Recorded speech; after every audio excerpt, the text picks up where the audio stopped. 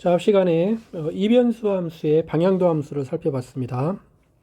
자, 이번 시간에는 이변수 함수의 기울기 벡터에 대해서 한번 살펴보려고 합니다. 자, 우리가 u가 u1, u2인데 이게 단위 벡터이고 이제 f가 영역 D에서 정의가 된 이게 미분 가능한 함수일 때, 근데 앞 시간에 이제 u가 이제 작용점이 p인 단위 벡터이면 u 방향으로의 f의 변화율, 이게 방향도 함수였죠. 이게 u 뒤를 썼죠. u 방향으로의 f의 변화율, 이게 앞에 f를 x로 미분한 거 곱하기 u1 더하기 f를 y에 대해서 편미분한 거 곱하기 u2가 됐었습니다. 식이 이렇게 되니까 이것을 마치 벡터식으로 x에 대한 편미분계수, fy에 대한 편미분계수, 이 P점에서 이 벡터, 이거와 u 벡터, u1, u2, 이 벡터의 내적이 됨을 우리가 알 수가 있습니다. 이렇게 되니까, 자, 이것을 우리가 벡터로 나타내면, 이제 이런 벡터가 되는데, 이 벡터에 대해서 우리가, 이것을 한번 보면, 이제, u가 단위 벡터니까, u를 갖다가는 이 단위 벡터를 이렇게 변화를 시켜 보는 상태에서 우리가 u와 이 벡터의 사이각을 세타로 놓으면, 그러면 이 값이, 이 벡터의 크기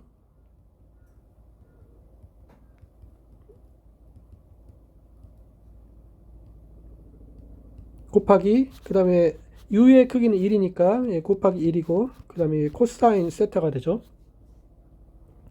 값이 이렇게 되니까 이제 u를 방향을 갖다가 이렇게 바뀌었을 때 언제 이 값이 가장 크냐면 세타가 0일 때, 그러니까 u 방향과 이 벡터 방향이 같을 때, u가 이 벡터 방향을 가리킬 때, 그럴 때 이거일 때 이제 duf, 이것의 최대값이 구해지죠. 이것의 최대값이 바로 이제 이 크기, 이 벡터의 크기가 되겠습니다. 왜냐면 이때는 코사인 세타가 이게 1이 되니까 이때 최대값이 되고, 그 다음에 세타가 이제 파이일 때, 이제 u가 변하면, 이 방향이 변하면 이 방향도 함수는 이때 최소값을 갖는데, 이거는 마이너스 이 벡터의 크기임을 우리가 알 수가 있습니다.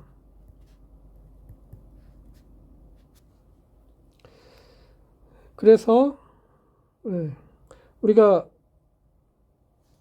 이제 그 방향으로, 자, 이 벡터의 방향으로 f가 가장 크게 변한다는 것을 알 수가 있는데, 그래서 이 벡터를 우리가 이 함수에 대한 이해하는데 아주 중요한 이 벡터라는 것을 우리가 알 수 있고, 이 벡터를 우리가 이렇게 정의를 하겠습니다. 그래서 이렇게 미분 가능한 함수에서 가능한 함수가 있을 때, 이제 이제 작용점이 pxy, 여기에서 이 벡터 fx x에 대한 편미분계수, y에 대한 편미분계수로 성분이 되는 이 벡터, 이것을 우리가 이 P에서 F의 기울기 벡터라고 합니다. 그 방향으로 이제 F의 변화량이 가장 크죠. 앞에서 본 것처럼 그 방향으로 가장 큽니다. 이거라고 하고 나타내기를 델타 F XY로 나타냅니다.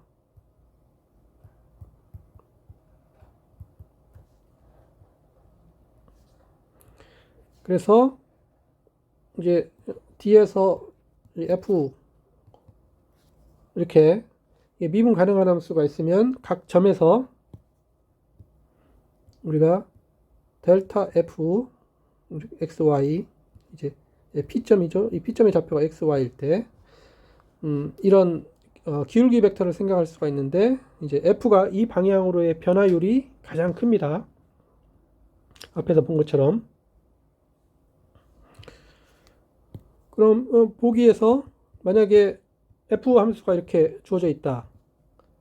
x 빼기 y 더하기 2x의 제곱 더하기 xy 이렇게 주어져 있으면 기울기 벡터장을 쉽게 구할 수 있죠. 기울기 벡터장을 구하기 위해서는 그 편미분을 구하면 되니까, 그래서 이것을 구하기 위해서 편미분을 한번 구해보면, 먼저 여기에서 x에 대한 편미분은 이거는 y 쪽으로는 상수 취급이 상수가 되고 x만 변수입니다. 그래서 이것을 x에 대해서 미분하면 이건 1, 그 다음에 뒤에 부분은 y만 나오니까 이거 0, 이게 0, 그 다음에 더하기 4x, 그 다음에 y가 상수니까 더하기 y 이렇게 돼서 이거는 1 플러스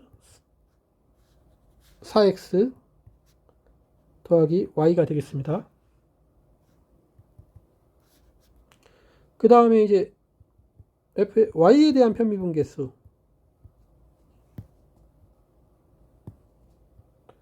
이거는 y쪽으로 변하고 x는 상수죠. 그럼 이건 0, 첫 번째는 0이고 그 다음에 이거 마이너스 1, 그 다음에 여기도 0, 그 다음에 y에 대해서 편미분계수니까 이거 x가 되겠습니다. 그래서 이거는 마이너스 1 더하기 x, 이거이므로 우리가 여기에서 우리가 기울기 벡터, f의 기울기 벡터, 이거는 첫 번째 성분은 x에 대한 편미분계수 1 플러스 4x 더하기 y, 그 다음 이거는 y에 대한 편미분계수 마이너스 1 더하기 x, 이것임을 우리가 알 수가 있습니다.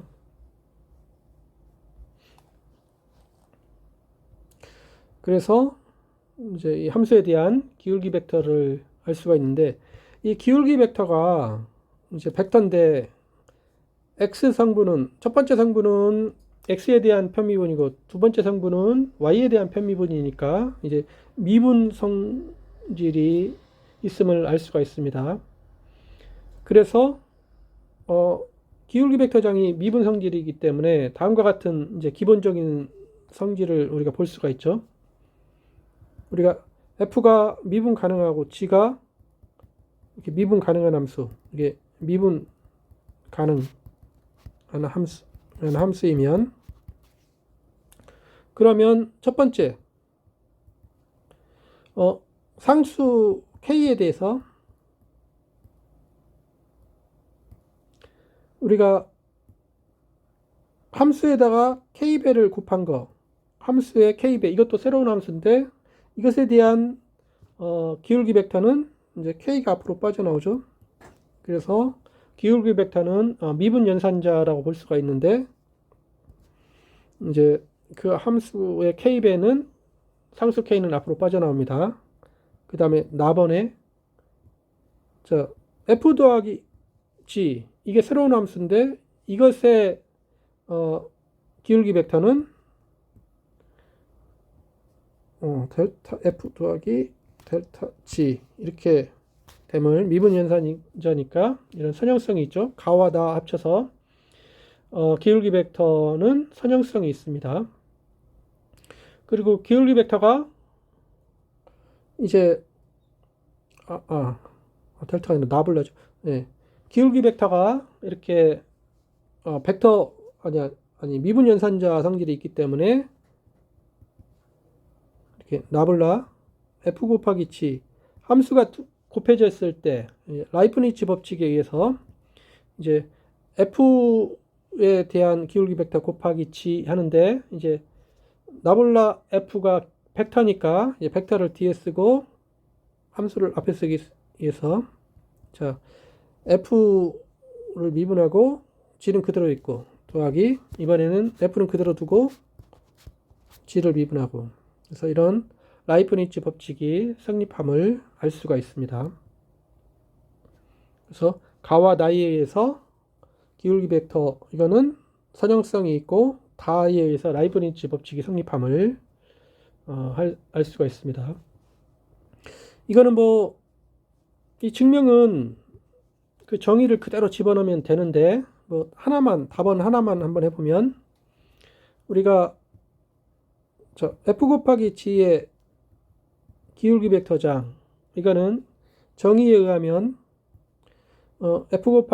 첫 번째 성분은 f 곱하기 g를 x로 편미분하는 거죠. 그 다음에 두 번째 성분은 f 곱하기 g를 y로 편미분하는 겁니다. P점에서 이렇게 되는데 여기서 이제 두 함수가 곱해졌을 때 x로 편미분하는 것은 y가 상수니까 1개 미분한 것 같아서 여기에 라이프니츠 법칙이 성립이 되죠. 따라서 라이프니츠 법칙이 성립해서 f를 x로 미분하는 거 곱하기 g 더하기 f를 이제 y로 xy를 다 쓸까요? f를 x로 편미분하는 거 곱하기 g 더하기 이제 f는 그대로 있고 g를 x로 편미분하는 거 이렇게 되고 이제 두 번째 성분은 이제 f 곱하기 g를 y로 편미분하는 건데 이것도 라이프니츠 법칙에 따라서 f를 우선 y로 편미분하고 g는 그대로 두고 더하기 이제 f 그대로 있고 g를 y로 편미분하는 것으로 이렇게 둘 수가 있습니다. 그럼 여기서 이제 이게 두 개가 이렇게 더해지는 건데 이제 벡터 합 이걸 생각하면 이 성분과 이 성분을 이제 묶으면 fx xy gxy 더하기 fy xy gxy 더하기가 아니라 첫 번째 성분 두 번째 성분이죠. 이렇게 되고 그 다음에 뒤에 것을 쓰면 fxy gxxy fxy gyxy p 이렇게 됨을 우리가 확인할 수가 있습니다. 그러면 첫 번째에서는 이 함수가 x 성분 y 성분에 둘 다 곱해져 있기 때문에 앞으로 빠져나올 수가 있어서 이건 gxy 그 다음에 나머지 부분이 바로 나블라 f xy가 되죠. 그 다음에 이제 뒤에 것은 fxy가 그대로 있고 그래서 이것이 앞으로 빠져나오면 뒤에 나머지 있는 게 나블라 g xy가 됨을 우리가 알 수가 있습니다.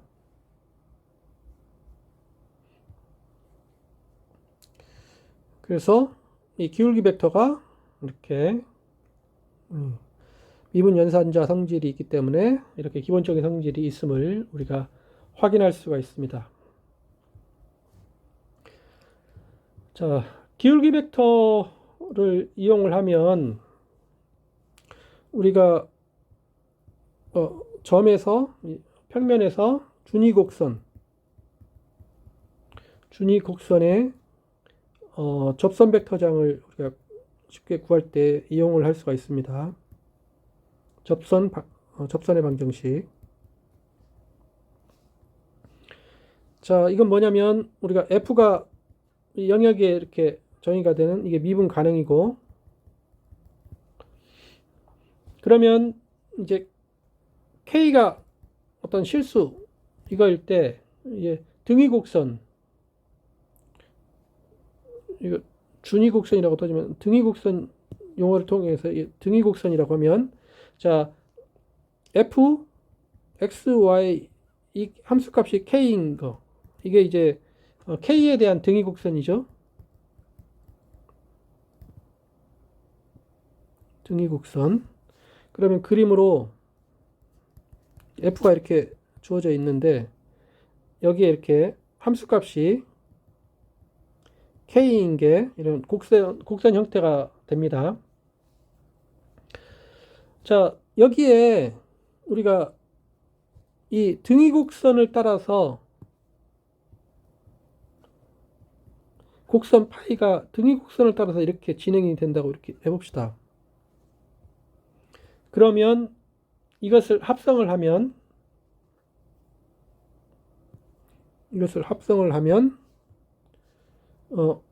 f 알파 t 이거는 상수값 k가 되죠.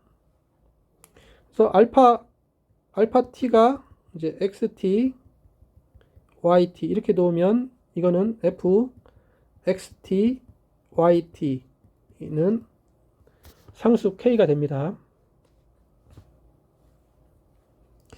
자, 여기에서 위에 좌와 우를 t에 대해서 t에 대하여 미분하면 그러면 연쇄법칙에 따라서 이거는 f를 x에 대해서 미분하는 거 이제 알파 t점에서 이러고 그 다음에 x를 t에 대해서 미분하는 것 더하기 f를 y에 대해서 이제 편미분하는 거 곱하기 y를 t에 대해서 미분하는 게 되고 이제 오른쪽은 k가 상수니까 t에 대해서 미분하면 이게 0이 됩니다. 이렇게 되니까 자 이거는 그 라운드 f 라운드 x 알파 t 라운드 f 라운드 y 알파 t 자, 이 알파 t점에서의 기울기 벡터가 되고 그 다음에 x 프라임 t, y 프라임 t 알파 t점에서 이게 0이 됩니다. 자, 여기서 이 왼쪽 것은 알파 t에서의 f의 기울기 벡터가 되고 오른쪽은 알파 프라임 t가 됩니다. 그래서 이게 0이 되는데 이렇게 되면 우리가 위의 그림에서 이것의 의미가 위의 그림에서 자 여기가 fx y 그러니까 k인 것에서 이제 알파가 이 등위곡선을 따라서 진행이 돼서 이것의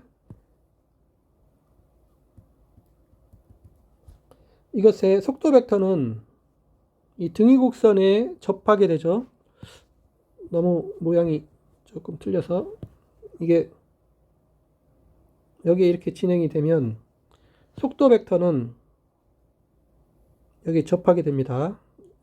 그리고 이 점이 이제 알파 t 점에서 속도 벡터는 접하는데 위의 식에서 이 기울기 f의 기울기 벡터가 이 알파 t에 대해서 이제 내적을 하면 0이라는 것은 이제 알파 프라임 t하고 기울기 벡터가 0 벡터가 아니면 이게 서로 직교한다는 말이죠.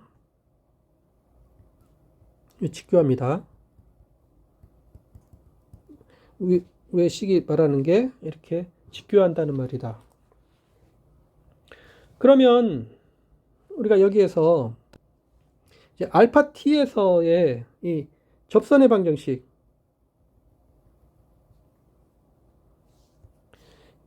찾을 수가 있죠. 이제 알파 t에서 등위곡선 fx, y는 k 이 등위곡선 이것의 접선의 방정식은 구할 수가 있는데 이거는 뭐냐면 이것은 점 알파 t를 지나고 그 다음에 이 기울기 벡터 이거와 직교하죠. 그래서 이 벡터를 지나고 이 기울기 벡터와 직교함으로 우리가 뭘 알 수가 있냐면, 즉 이 기울기 벡터 x형, y형이 이제 알파 t 0점이라고 합시다. 이게 x형, y형. 이 벡터와 이제 x 빼기 x형, y 빼기 y형은 0. 이것이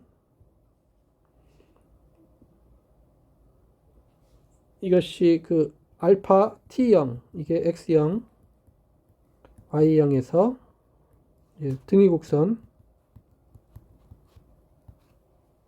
fxy는 k, 이것의 접선의 방정식이 됩니다.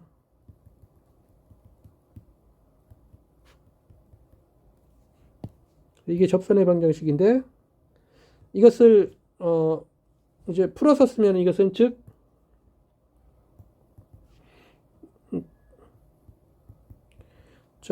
x로 편미분하는 거 곱하기 x 마이너스 x0 더하기 y로 편미분하는 거 편미분계수 곱하기 y 마이너스 y0은 0. 이게 이제 의회에서 말하는 그 접선의 방정식임을 우리가 확인을 할 수가 있습니다.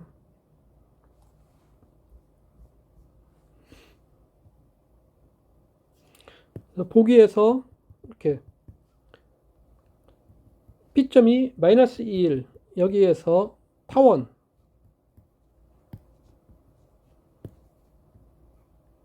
타원이 만약에 x의 제곱 더하기 2y의 제곱은 6. 이것의 접선의 방정식을 구하자.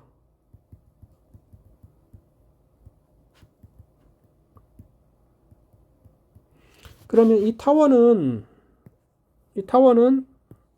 이 P점을 지납니다. 그 다음에 접선의 방정식을 구하려면 그 접선과 직교하는 그 벡터를 찾으면 되는데, 그 벡터가 이 함수의 기울기 벡터가 되죠. 그래서 이 함수 fxy가 x의 제곱 더하기 2y, 이것의 기울기 벡터 pxy에서 기울기 벡터는 나블러 fxy, 이거는 f를 x로 편미분하는 거, 이건 2x죠. 그 다음에 이건 y로 편미분하는 거, 4y, 이거입니다. 이거이므로 그 점 마이너스 2, 1, 여기에서의 기울기 벡터는 마이너스 2를 집어넣으면 이게 마이너스 4, 그 다음에 1을 집어넣으면 4가 돼서 이것이 되죠. 그래서 우리가 이제 그 점에서 그 직교하는 벡터도 찾았고, 그 점을 지나는 점도 찾았기 때문에, 따라서 그 벡터 마이너스 4, 여기에 이제 x 빼기 x형, x형이 위에서 마이너스 2였죠. 그래서 플러스 2, y 빼기 1, b, 이게 0. 즉, 다시 쓰면은 마이너스 4 x 플러스 2 더하기 4 y 마이너스 1은 0. 이것이 이제 구하는 접선의 방정식입니다.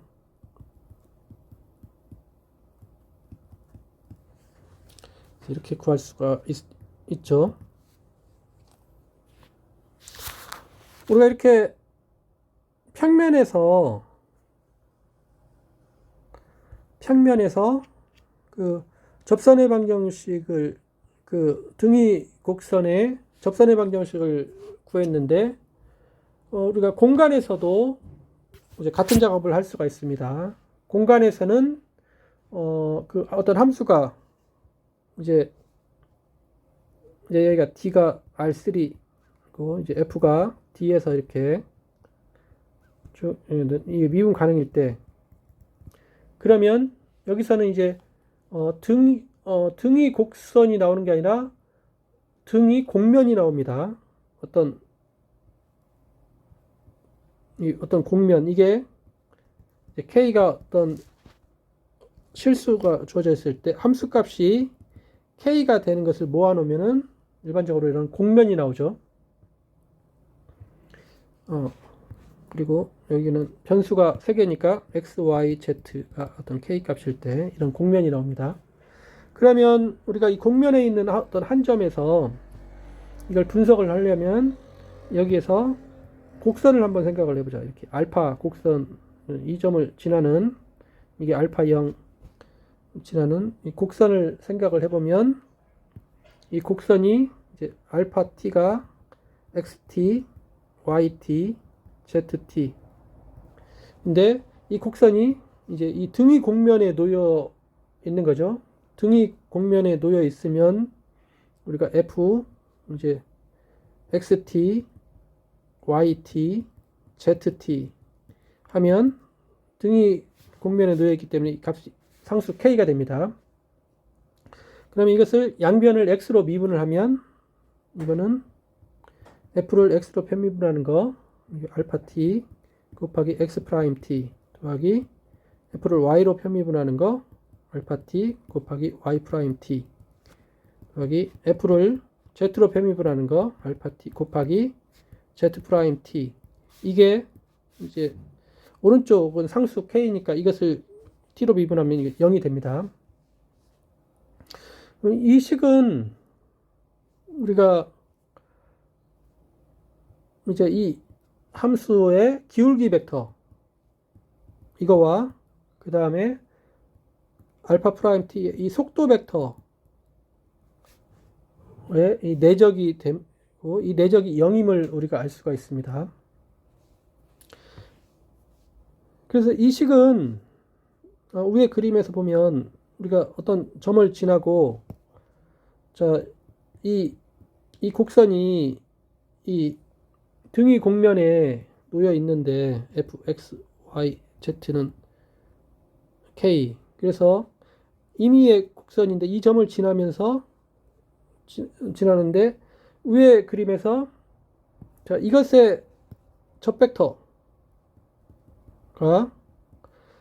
기울기 벡터하고 항상 직교하니까 이거는 곡선이 이럴 수도 있고 이건 곡선이 알파 1이면 또 이 알파 2면 이 곡선이 등위 곡면에 지나면서 다른 것일 수가 있습니다. 그러면 이거는 알파 2 프라임 t 이렇게 돼서 이 곡선이 모든 방향으로 다 생각할 수가 있는데 이쪽 이 모든 방향으로 하고 직교한다는 것은 바로 이 기울기 벡터장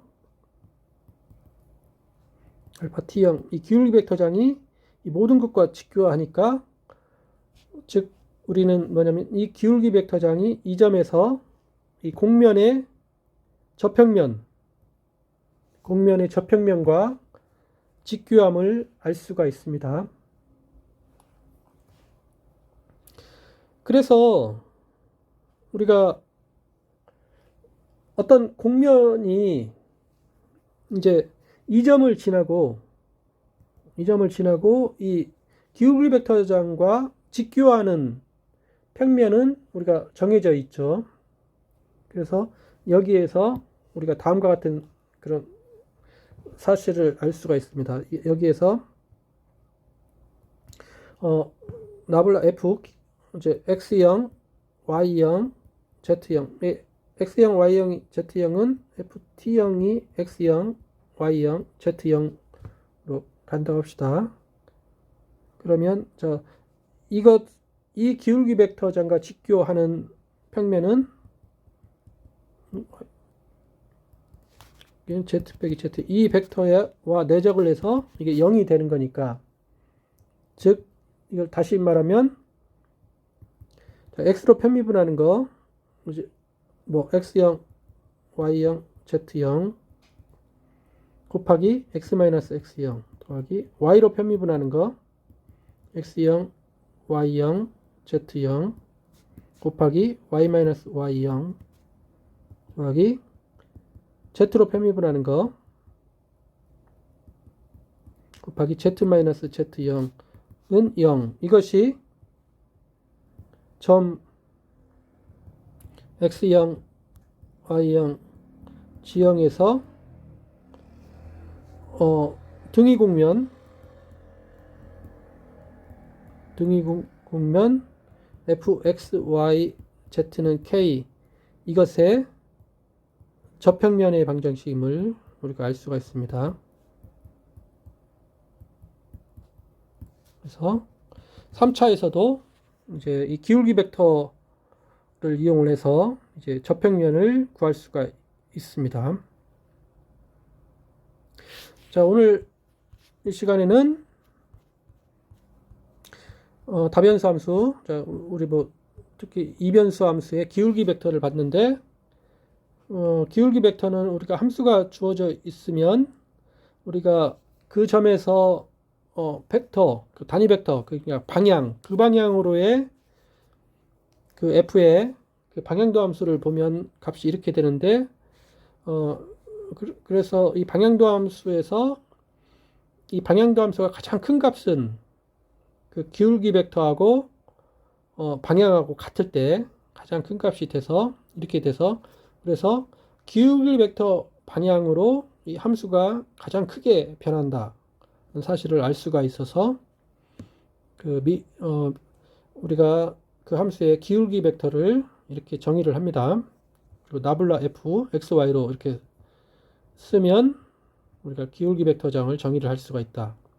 그리고 기울기 벡터장의 정의가 첫 번째 성분은 f를 x로 편미분하는 거고, 두 번째 성분은 f를 y로 편미분하는 것이고, 편미분은 일변수 미분과 같으니까 기울기 벡터 구하는 것은 미분 연산자가 돼서, 그래서 기울기 벡터는 가와 나이에 의해서 선형성이 있고 다이에 의해서 라이브니츠 법칙이 성립합니다.